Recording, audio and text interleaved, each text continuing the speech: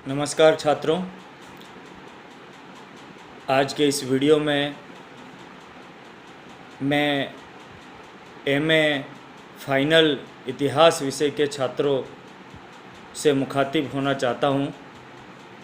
आज इस वीडियो में एमए फाइनल के दूसरे पेपर के बारे में मैं कुछ जानकारी यहाँ पर दूंगा। सबसे पहले छात्रों से मेरा अनुरोध है कि आपके इन वीडियोज़ के माध्यम से हमारा जो एक ई कंटेंट के द्वारा संपर्क हो रहा है, आप उस कंटेंट को देखें, इन वीडियोज़ को सुनें और जब तक सुचारू रूप से महाविद्यालय प्रारंभ नहीं होते हैं तब तक आप इस माध्यम से अपना अध्ययन जारी रखें। आज मैं एमए फाइनल के दूसरे प्रश्न पत्र इंस्टीट्यूशन ऑफ मेडाइवल इंडिया के बारे में आपसे बात करूंगा। सबसे पहले मैं चाहता हूं कि आपको इसके सिलेबस के बारे में पता हो। वैसे सिलेबस आप इंटरनेट से डाउनलोड कर सकते हैं। इसकी पहली यूनिट का पहला जो अध्याय है वह है nature and character of Delhi सल्तनत, अर्थात दिल्ली सल्तनत का शासन का स्वरूप किस प्रकार का था, इस पर आज हम थोड़ी सी बात यहाँ पर करेंगे। छात्रों, जैसा कि आप सभी जानते हैं कि मध्यकालीन भारत में 1206 से 1526 का काल दिल्ली सल्तनत का काल माना जाता है।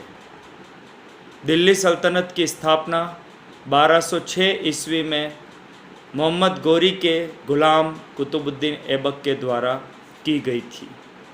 1206 से लगाकर 1526 के मध्य के काल में लगभग 5 अलग अलग वंशों ने दिल्ली सल्तनत के रूप में शासन किया।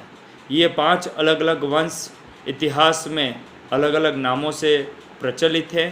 प्रथम कुतुबुद्दीन ऐबक द्वारा स्थापित 1206 में, जिसे प्रचलित तौर पर गुलाम वंश भी कहा जाता है। इसके अन्य नाम दास वंश और मामलुक वंश भी हमें देखने को मिलते हैं।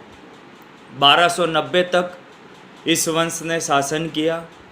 1290 से लगाकर 1320 ईस्वी तक दूसरे वंश खिलजी वंश की जानकारी हमें प्राप्त होती है। खिलजी वंश का प्रसिद्ध शासक अलाउद्दीन खिलजी के नाम से आप सभी परिचित होंगे। 1320 के पश्चात खिलजी वंश का पतन हो गया। इसके पश्चात तीसरा वंश तुगलक वंश के नाम से प्रचलित हुआ। 1320 से लगाकर 1414 ईस्वी तक तुगलक वंश के शासकों ने दिल्ली सल्तनत में शासन किया। 1414 से लगाकर 1451 तक का काल दिल्ली सल्तनत के इतिहास में सैयद वंश के नाम से प्रचलित है। 1451 से लगाकर 1526 का काल अंतिम दिल्ली सल्तनत का काल, जिसे लोधी वंश के रूप में जाना जाता है, जिसके बारे में हम यहाँ पर चर्चा करेंगे। इन 5 वंशों में से प्रथम 4 वंश तुर्क शासक थे और अंतिम पांचवा जो लोधी वंश था वह अफ़गानों के रूप में प्रचलित हुए, अफ़गानों के रूप में जाने जाते थे। छात्रों, हम यहाँ पर बात कर रहे हैं दिल्ली सल्तनत के स्वरूप के बारे में। मुख्य बात आती है जो विद्वानों के मध्य एक विवाद है कि इस शासन का मूल स्वरूप, इस सल्तनत का मूल स्वरूप किस प्रकार का था। क्या यह शासन धर्मतंत्रात्मक शासन था, धर्म पर आधारित शासन था, या धर्म पर आधारित नहीं था।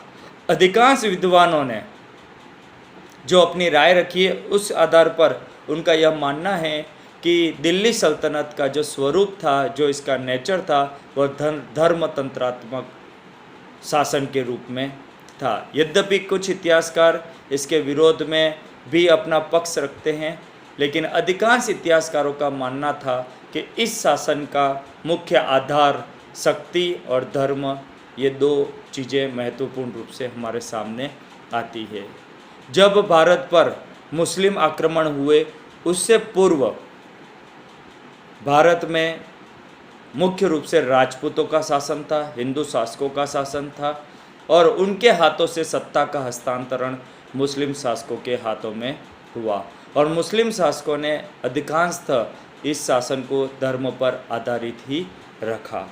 डॉक्टर AC बनर्जी ने लिखा है या उनका यह कहना है कि इस सल्तनत का मूल आधार शरीयत था और शरीयत में खलीफा जो होता था वह उसका मंत्री होता था, जिसका मूल काम होता था शरीयत में लिखी हुई बातों को लागू करना। यह शरीयत ऐसा माना जाता था कि अल्लाह के द्वारा दी गई है और उसे बदलने का अधिकार किसी को भी नहीं होता था। शरीयत के हिसाब से ही उन्हें चलना होता था और उलेमा वर्ग का उस पर बहुत ही प्रभाव हमें देखने को मिलता है।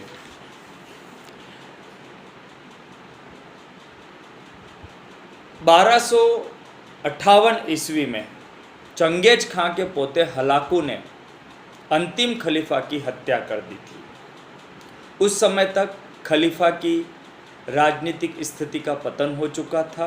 वह एक तरह से सिर्फ धार्मिक नेता के रूप में स्थापित हुआ और अंतिम जो खलीफा था उसने अपनी धार्मिक शक्ति भी तत्कालीन सुल्तान सुलेमान द्वितीय को प्रदान कर दी थी। महमूद गजनवी पहला शासक था जिसने सुल्तान की पदवी अपने नाम के साथ रखाई।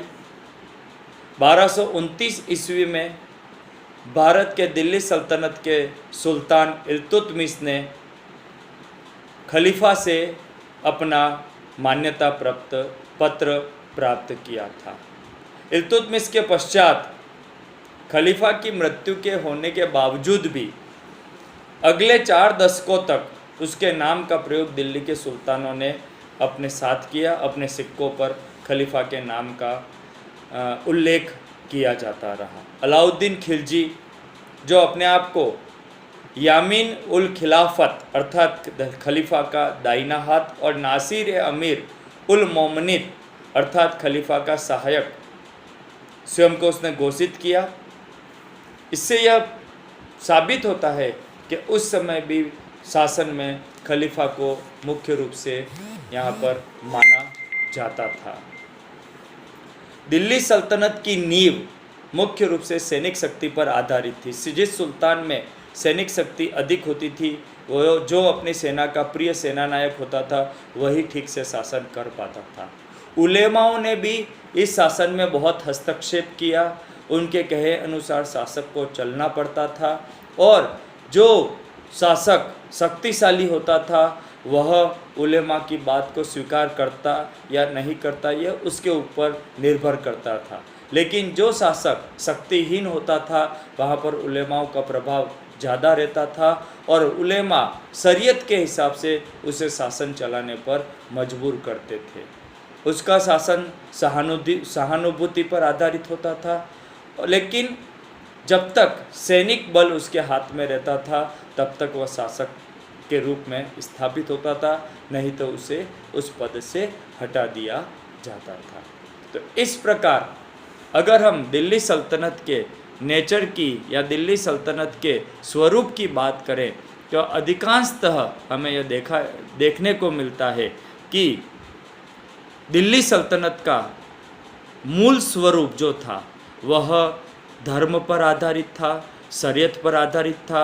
शासकों ने शरीयत के हिसाब से अपना शासन चलाने का प्रयास किया।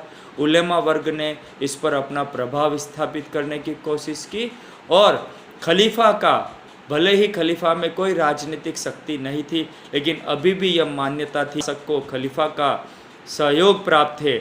जिस शासक को खलीफा की मान्यता प्राप्त है उस शासक का शासन सर्वमान्य माना जाता था। इस प्रकार हमें इसके स्वरूप के बारे में अगर हम बात करें तो हमें यह बात पता चलती है कि दिल्ली सल्तनत का जो मूल स्वरूप था वह धर्म और शरीयत पर आधारित था। आज के इस वीडियो में हम अपनी चर्चा यहीं तक सीमित रखते हैं। अगले वीडियो में आगे हम सिलेबस के हिसाब से और चर्चा करेंगे। आशा है आप इस वीडियो को ध्यान से सुनेंगे और उसी के अनुरूप अपना अध्ययन जारी रखेंगे। बहुत बहुत धन्यवाद।